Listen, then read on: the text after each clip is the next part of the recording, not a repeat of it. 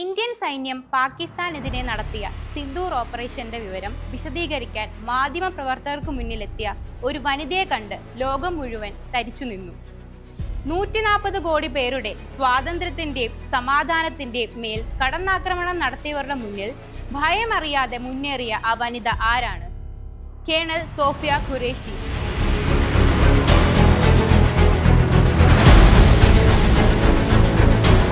से 7 मई 2025 की रात 1:05 से 1:30 बजे के बीच भारतीय सशस्त्र बलों द्वारा अंजाम दिए गए ऑपरेशन सिंदूर के बारे में जानकारी देंगे.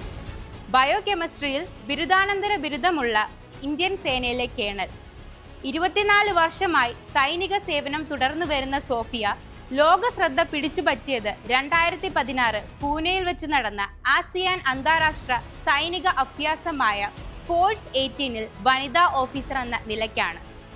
അന്ന് 18 രാജ്യങ്ങളിൽ നിന്നുള്ള ലീഡിംഗ് കമാൻഡർമാരിലെ ഏക വനിതയായിരുന്നു അവർ.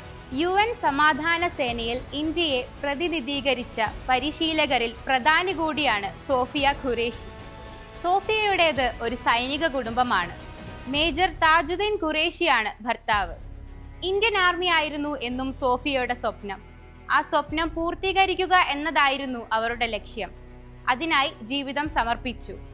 25-ാം വയസ്സിൽ സ്വന്തം നാട്ടിൽ നടന്ന ഓഫീസേഴ്സ് ട്രെയിനിങ് അക്കാഡമിയിലൂടെയാണ് അവർ ഇന്ത്യൻ സേനയിൽ എത്തിയത്.